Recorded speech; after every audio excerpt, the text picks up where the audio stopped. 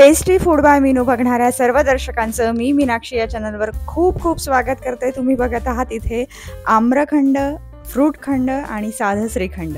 तर हे तीनही प्रकार अगदी इझिली बनवून जातात आणि सोबतच अगदी कमी खर्चात बनतात आणि भरपूर मनसोक्त आपण खाऊ शकतो। तर त्यासाठी अगदी 5च मिनिटाचा व्हिडिओ आहे, तो बघायचा आहे तुम्हाला संपूर्ण शेवटपर्यंत। आणि बघा इथे आपल्याला दही घ्यायचं आहे, ते म्हणजे मलाईवालं दही घ्यायचं आहे आणि मलाईवालं 1.5 लिटर दही मी घेते आहे। 1.5 लिटर दह्यामध्ये भरपूर सारं श्रीखंड आपलं बनतं आणि तीनही प्रकार बनतात। तर आपण आता इथे हे सगळे प्रकार करून बघणार आहोत आणि अगदी सोपी कुठली डिश असेल गोडमध्ये स्वीटमध्ये बनवण्याची तर ही सगळ्यात सोपी डिश आहे असं मला वाटतं, कारण खूप जास्त मेहनत त्याला लागत नाही, अगदी सहज बनवून जाते। फक्त जो कालावधी आहे तो जास्त असतो चक्का बनवण्याचा। म्हणजे आता आपण इथे दही बांधून घेणार आहोत आणि एक सुती कापड घ्यायचं आपल्याला, साधा कुठलाही सुती कापड आपण घेतला आणि त्यात हे दही घातलं की आपल्याला बांधून ठेवायचं आहे ते। आणि 1 ते 2 तास 2 तास आपल्याला साधारण लागतील।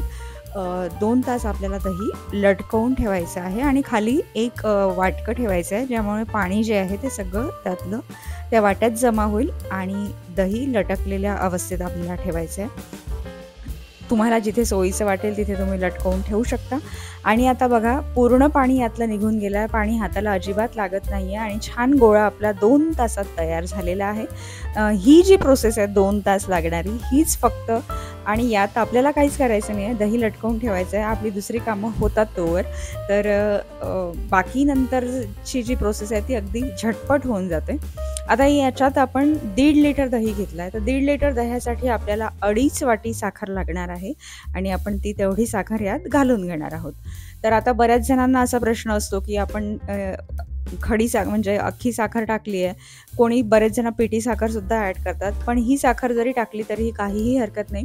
अगदी 10 मिनिटात तुमची साखर छान मिक्स होऊन जाईल याच्यात। आणि बघू शकता तुम्ही आता इथे व्यवस्थित आपण मिक्स करून घेणार आहोत। 2.5 वाट्या इथे साखर टाकलेली आहे, व्यवस्थित प्रमाणासह मी तुम्हाला सांगते आहे। 1.5 लिटर दही घेतलेला आहे आणि त्यात 2.5 वाट्या साखर आपण टाकतोय।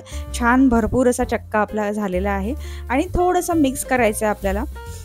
इथे तुम्ही याला मिक्सरमधून काढू शकता किंवा पण मिक्सरमधून काढल्यामुळे एक थोडा पतलं हे होऊन जाईल, त्याच्यामुळे मिक्सरमधून काढायचं नाही, काही आवश्यकता नाही, कुठेही गाठ राहत नाही यात। छान मस्त मिक्स करून घ्यायचं आहे आणि थोड्या वेळ ठेवून द्यायचं आपल्याला। 10 मिनटं असं मिक्स करून ठेवलं की साखर जी आहे ती आपोआप त्याचं पाणी होऊन जातं आणि छान अशा पद्धतीचं हे जे श्रीखंड आहे ते बनवून तयार होतं। आता यात आपण काय काय घालणार आहोत तर तुम्ही ते सुद्धा बघणार आहात। आणि आम्रखंड कसं करायचं, फ्रूटखंड कसं करायचं, अगदी सोपं आहे। हा जो बेस आहे आपला हा छान तयार झालेला आहे। मी इथे फक्त त्याला छान फेटून घेते आहे आणि चमच्याच्या साहाय्यानेच आपण फक्त 5 मिनिटं फेटायचं आहे आपल्याला। आणि आता आपण टाकणार आहोत त्यात वेलची पूड टाकणार आहोत, थोडेसे टाकणार आहोत आपण क्रश केलेले बदाम, त्यानंतर आपण टाकणार आहोत थोडीशी जायफळाची पूड आणि मिक्स करून घेऊया। आणि तुम्हाला जर का याच्यात आणखीन ड्रायफ्रूट वाटत असेल तर ते सुद्धा तुम्ही आवडीचे टाकू शकता।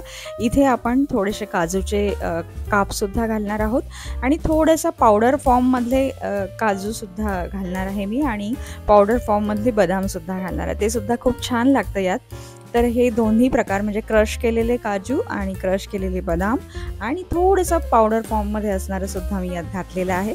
आणि आता यात आपण आंबा घेतलेला आहे मिक्सरच्या छोट्या पॉटमध्ये मी एका, ज्यांना आवडत असेल आम्रखंड ते आम्रखंड खाऊ शकतात। याच मिक्सिंगमधून आपण आता थोडंसं बाजूला काढून घेऊया, थोड्याशा आंब्याच्या फोडी आणखीन घालूया यात। एका आंब्यात भरपूर सारं आम्रखंड आपलं तयार होतं, तर मी बारीक करून घेतला आहे मिक्सरला आंब्याच्या फोडी टाकून। एक साधं श्रीखंड आपलं तयार झालं आहे, थोडंसं केसर आपण त्याच्यावर टाकतो आहे, एक आम्रखंड तयार झालेला आहे। आणि आता फ्रूट कुठले कुठले घालायचे आहे ते बघून घेऊया आपण। तर इथे ॲपल मी बारीक कट केलेला आहे आणि त्यानंतर आपण आंबा सुद्धा कट केलेला आहे बारीक, तो सुद्धा टाकून घेऊया। आणि यात चिकू खूप जबरदस्त लागतं, चिकू आणि आपले जे डाळिंबाचे दाणे आहेत ते सुद्धा खूप छान लागतात.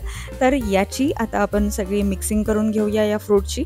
म्हणजे एका इकडे आपलं फ्रूटखंड तयार झालेलं आहे, एक साधं श्रीखंड तयार झालेलं आहे आणि आम्रखंडसुद्धा तयार झालं आहे. अगदी कमी वेळात बनणारी ही डिश आहे आणि खूप जास्त मेहनत याला लागत नाही आणि खूप चविष्ट आणि उन्हाळ्यात थंडावा देणारी अशी ही आपली डिश तयार होते.